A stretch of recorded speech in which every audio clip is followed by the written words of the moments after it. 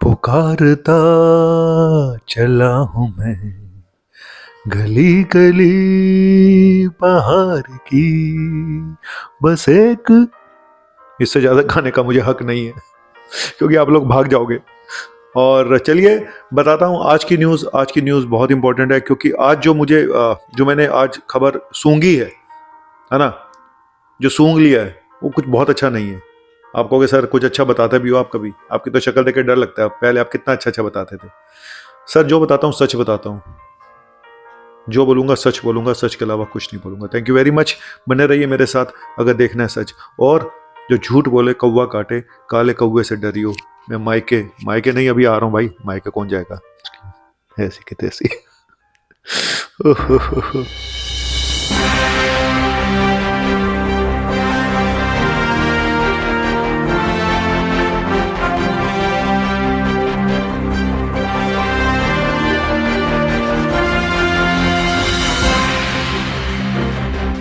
तो दोस्तों बताता हूँ कि आखिर ऐसा क्या है जो मुझे थोड़ा सा चिंता में आज जिस खबर ने डाल दिया। कहते हैं कि इन बिटवीन द लाइंस देखना चाहिए, बहुत बारीक नज़र रखनी पड़ती है।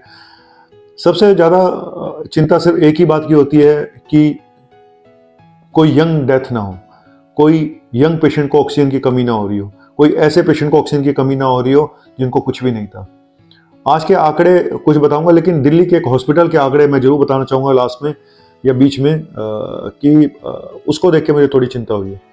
और जिस हिसाब से केसेस आ रहे हैं मुझे ऐसा लगता है, पता नहीं क्योंकि इस बार अधिकतर लोगों को, मैं भारत की 50% से ज़्यादा जनता को मुझे लगता है इस बार कोविड होके रहेगा। वो बात अलग है कि हम टेस्ट ना कराएं, हम अपने आप ठीक हो जाएं, पर जिस तेज़ी से फैल रहा है और जो मेरे आसपास का माहौल है, मेरे घर में, मेरे इधर उधर आसपास, मैं जिसको भी देखता हूँ वो वायरल फीवर, किसी का गला खराब है, किसी का पेट खराब है। सिम्टम में कोई जरूरी नहीं है आपका गला ही खराब हो, आपका पेट भी खराब हो सकता है, आपको उल्टियाँ भी हो सकती हैं, लूज मोशन भी हो सकते हैं फीवर के साथ। ठीक है, तो ये कोई बहुत टिपिकल प्रेजेंटेशन नहीं हो रहा है हर पेशेंट में कि जी गला खराब है, सिर दर्द। सबके प्रेजेंटेशन अलग अलग है। ठीक है, और क्या वैक्सीन जिन्होंने लगवाई हुई है क्या वो इफेक्टिव हैं, क्या काम कर रही हैं, इसके बारे में बहुत बड़ी न्यूज़ है आज। बहुत बड़ी न्यूज़ सिर्फ इसी के बारे में है।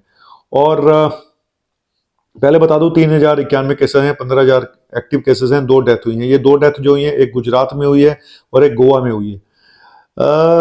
हमारा डेली पॉजिटिव रेट 2.7 पे पहुंच गया है और जो पिछले महीने 1% था। ठीक है, तो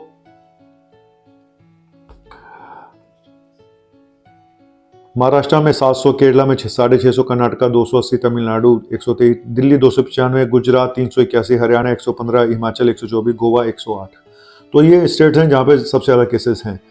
अब मैं जो आपको जो मेन खबर बताने जा रहा हूँ और जिस वजह से मुझे थोड़ी सी चिंता हो रही है, और चिंता होना लाजमी है क्योंकि मैं बार बार बोलता हूँ कि जिसके घर का एक भी जाता है उसके घर उजड़ जाता है। आप बोल तो देते हो सर, क्योंकि मैं ये पढ़ रहा था कि एक डॉक्टर का स्टेटमेंट था आज कि जी जिनकी डेथ हुई है दिल्ली में वो एक तो कोमॉर्बिड वाले थे, एक की उम्र 65 साल से ऊपर थी। सर 65 साल कोई उम्र होती है क्या? आप मुझे बताइए। एक 65 साल का इंसान है जो ठीक ठाक चल रहा है, ठीक है उसको कोमॉर्बिड है लेकिन वो ठीक ठाक चल रहा है। आप उसके बच्चों से पूछ के देखो कि 65 साल उम्र क्या होती है। कुछ नहीं होती सर। तो ये बोल देना कि 65 साल, क्योंकि मेरी उम्र जैसे बढ़ती जा रही है मुझे 65 साल अब बहुत ज़्यादा बड़ी उम्र नज़र नहीं आती है। तो जिसके फादर की डेथ होती है या जिसके भाई की डेथ होती है 65 साल में और आप बोल देते कि ओल्ड एज थी इसीलिए डेथ हो गई, इसीलिए कोविड निमोनिया हो गया, तो इसीलिए बहुत ज़्यादा चौकन्ना रहने की जरूरत है। मैं डराता नहीं हूँ लेकिन आपको अलर्ट करता हूँ। लेकिन लोग शायद मान नहीं रहे हैं, लोग कहते हैं कुछ नहीं है, कुछ नहीं है। मैं मानता हूँ, मैंने कल भी बोला था कुछ नहीं है उनके लिए जिनको कुछ नहीं है। जो लोग नॉर्मल है उनके लिए कुछ नहीं है। लेकिन जो आज खबर बता रहा हूं वो थोड़ी सी आपको चौंकाने वाली है, थोड़ी सी अलर्ट आपको रहना पड़ेगा।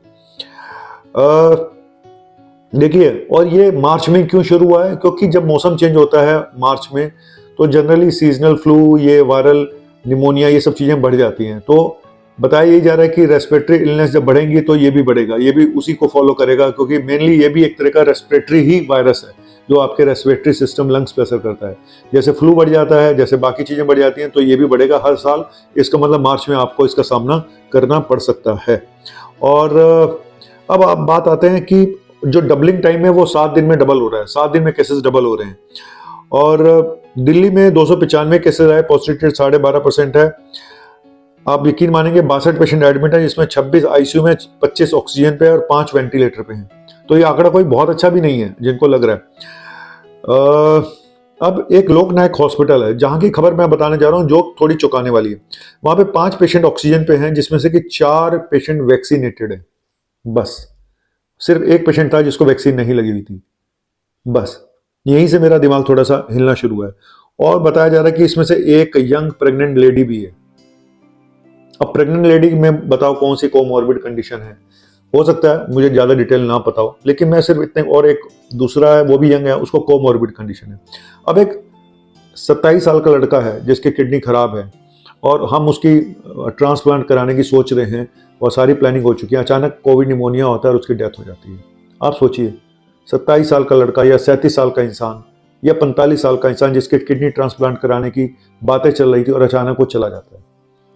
उसके घर वालों के लिए, उसके बच्चों के लिए वो एक मौत 1000 मौत के बराबर है।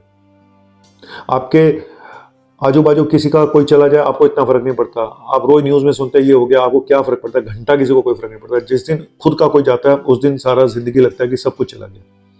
तो इस बात को जितनी जल्दी जान लेंगे ना लोग, तो उतनी जल्दी समझ में आ जाएगा कि कोविड क्या है, फ्लू क्या है और डेथ किसको कहते हैं।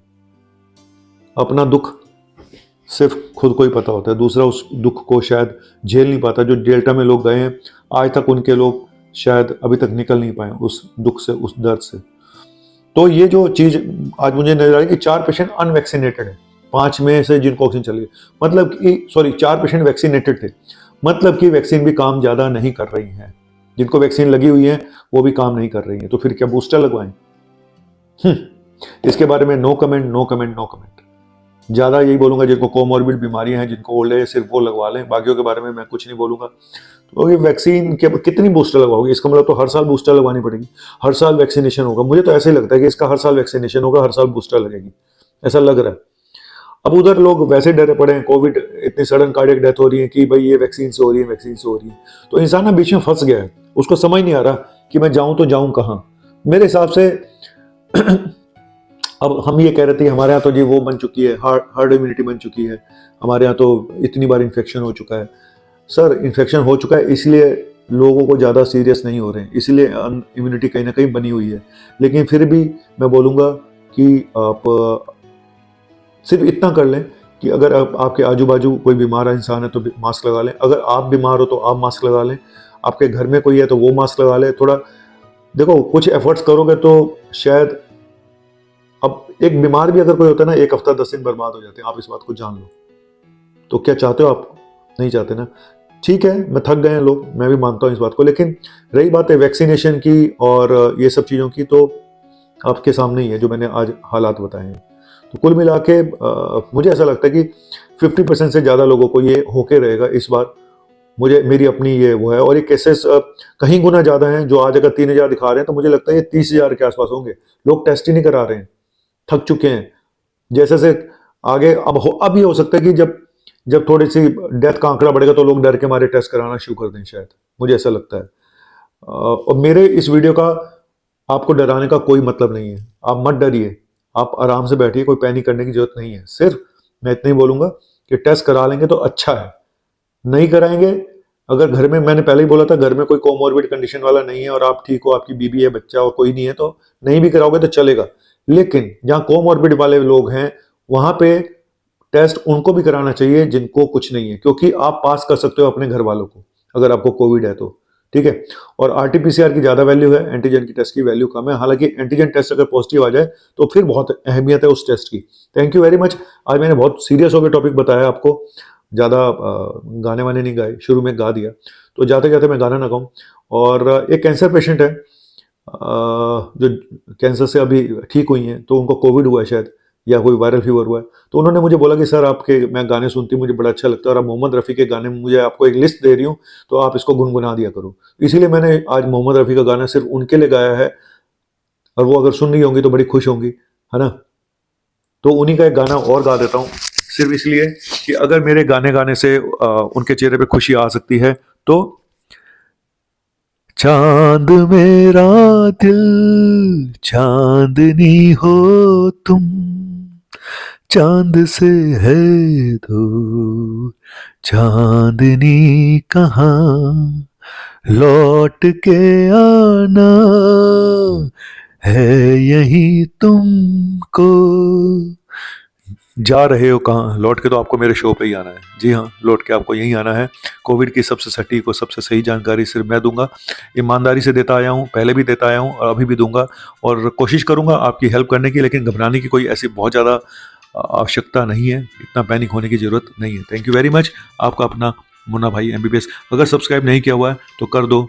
लौट के आना फिर है आपको यहीं, लौट के आना।